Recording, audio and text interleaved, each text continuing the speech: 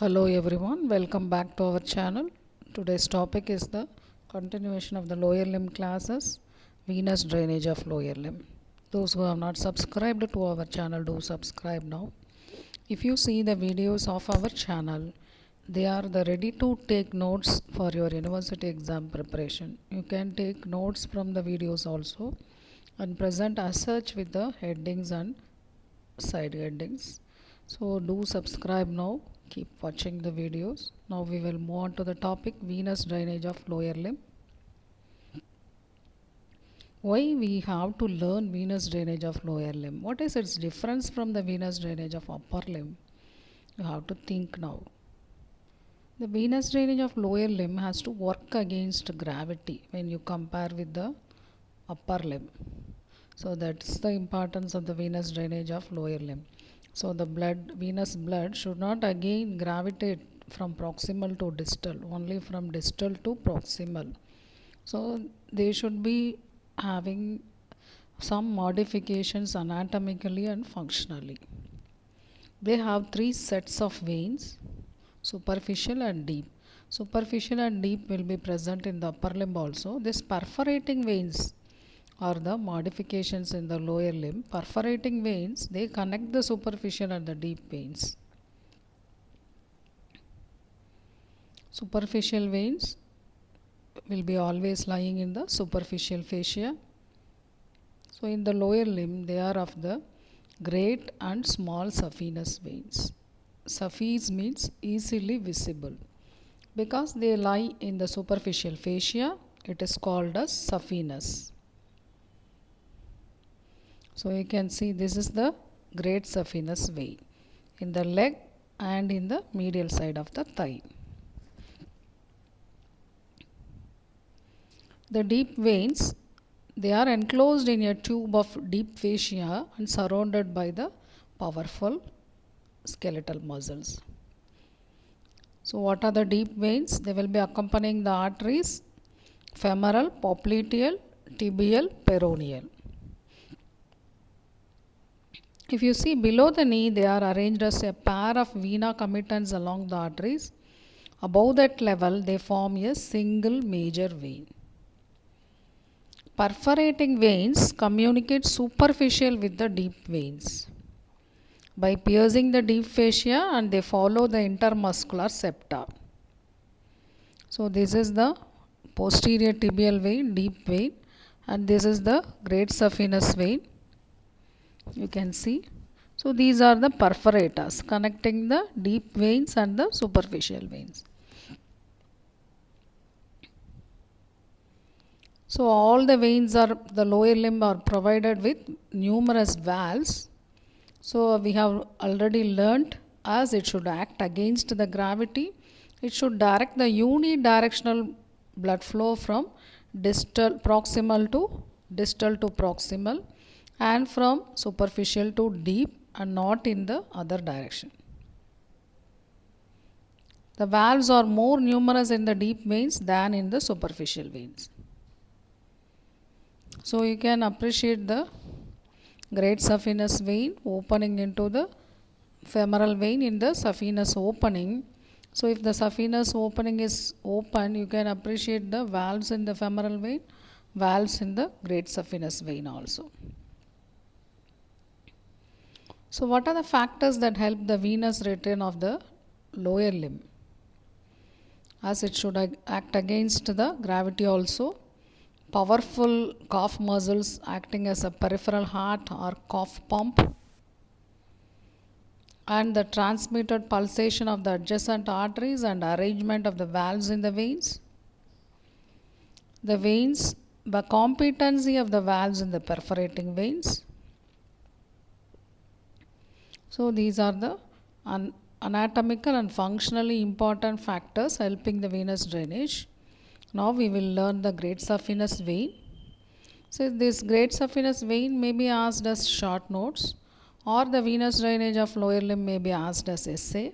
So you should learn how to present. The great saphenous vein is the longest vein of the body, represents the preaxial vein of the lower limb, How it is formed? There is a dorsal venous arch in the superficial fascia at the level of the base of the metatarsals. So this medial end of the arch is joined by the digital vein coming from the medial side of the great toe, so that the great saphenous vein is formed. So this is the dorsal venous arch and the medial end of the arch joined by the digital vein.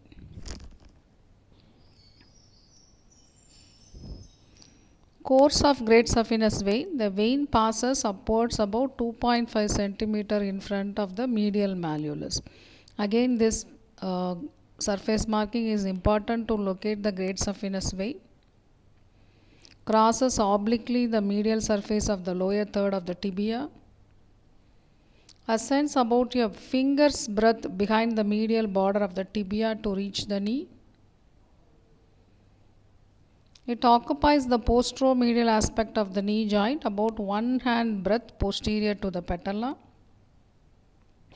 So this is the patella, about 1 hand breadth posterior. So this is the patella.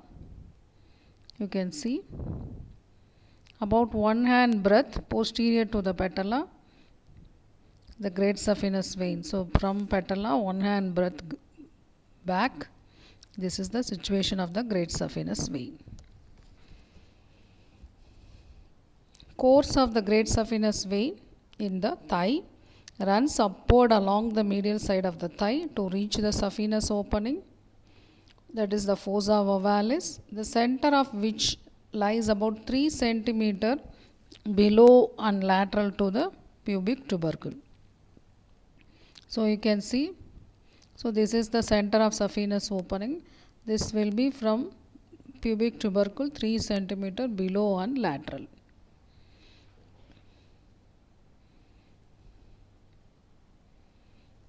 The vein passes through the saphenous opening after piercing the cribriform fascia, finally drains into femoral vein after piercing the femoral sheath.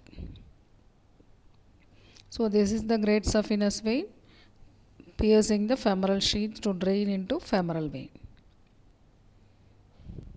Structures accompanying the great saphenous vein. In the thigh, few branches of medial femoral cutaneous nerve. At the knee, saphenous branch of descending genicular artery, that is saphenous artery. The leg and foot, saphenous nerve. So saphenous vein is accompanied by a saphenous artery, saphenous nerve. We should know the relation of the saphenous vein and nerve, as we have to ligate, or yes, we have to open the saphenous vein. We should know the relation. The nerve is posterior to the vein at the knee, but lies usually in front of the vein at the ankle. So the venae section, that is the opening of the great saphenous vein. So that is done in emergencies, usually in the newborn babies to give the new IV fluids, or in the burns cases, usually made at the ankle. So when you do this venae section of the great saphenous vein, you should not include the saphenous nerve in your ligature. So you should know the situation of the saphenous vein in relation to medial malleolus and its relation to the vein and the nerve. Tributaries of great saphenous vein. We have learnt the origin, course. Now we will learn the tributaries. Just below the knee, posterior arch vein and anterior leg veins. So this is the posterior arch vein.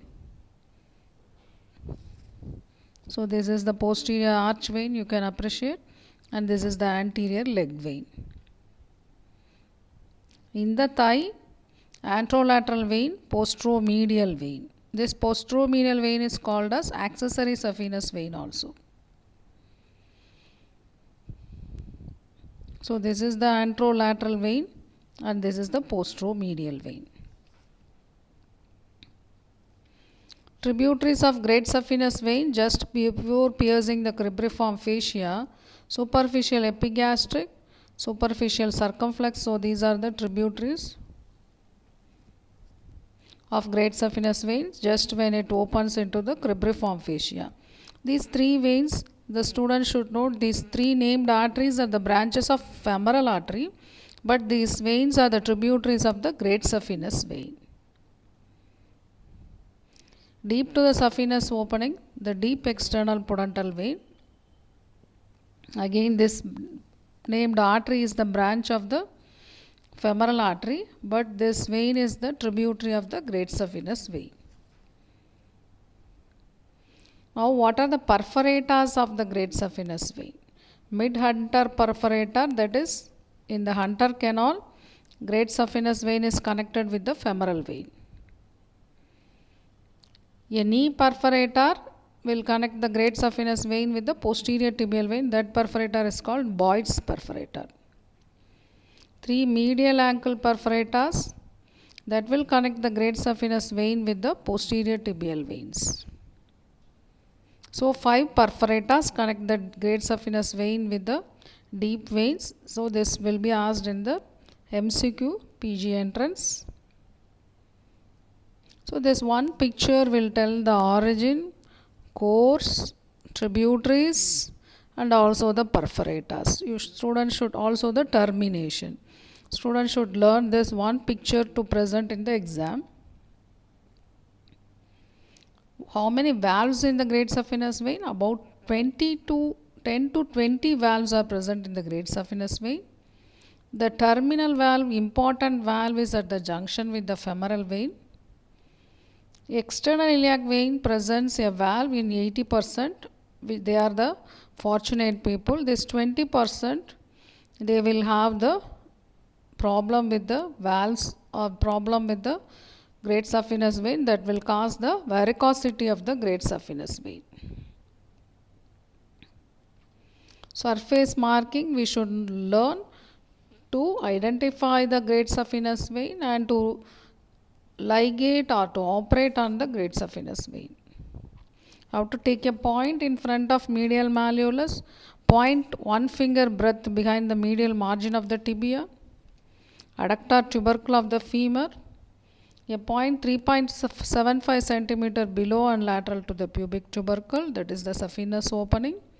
These 4 points are connected by a continuous line which represents the great saphenous vein on the surface. We will add a note on the short saphenous vein.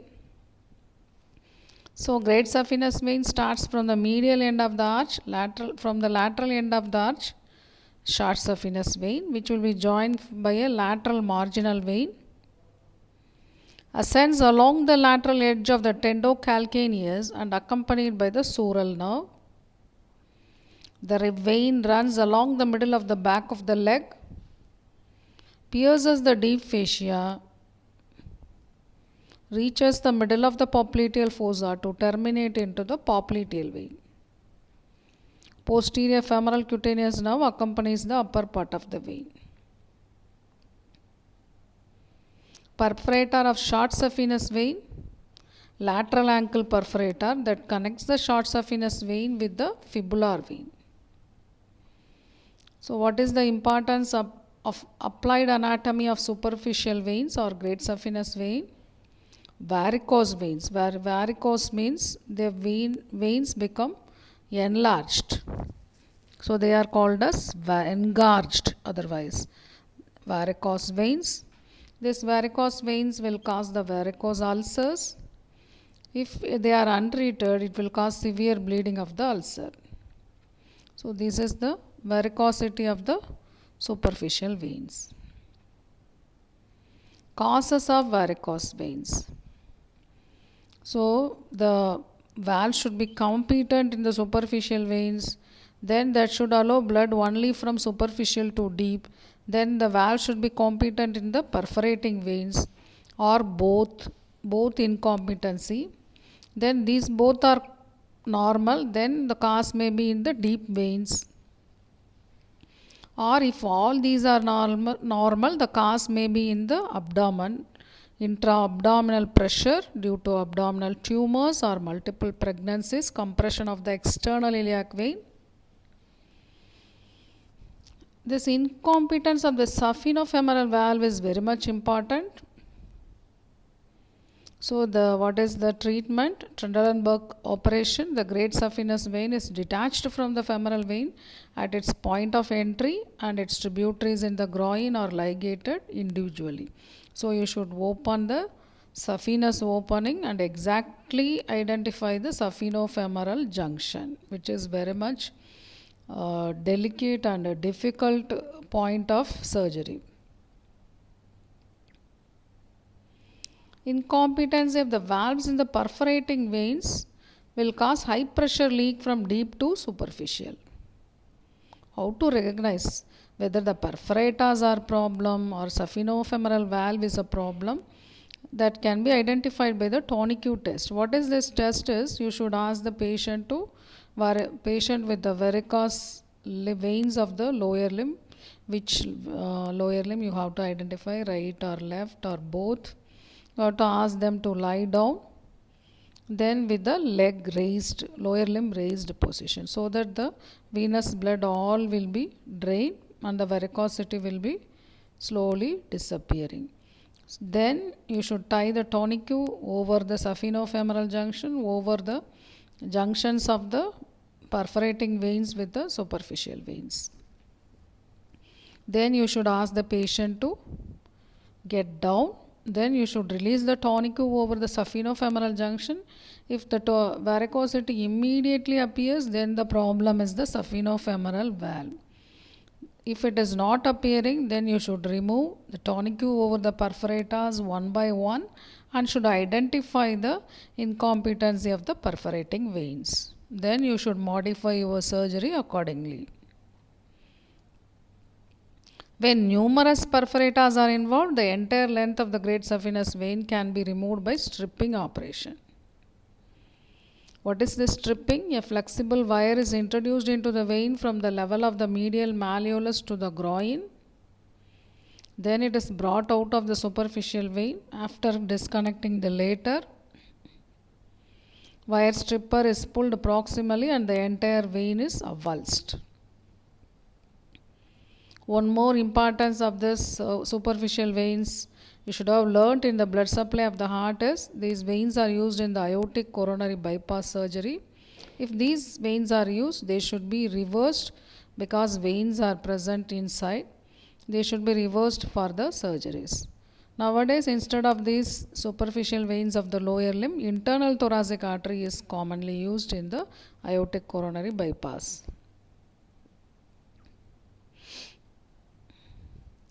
So summary, we have learnt the venous drainage of the lower limb in detail in this class, and mainly the great saphenous vein, origin, course and termination, tributaries, perforating veins, and important applied anatomy, varicose veins of the lower limb.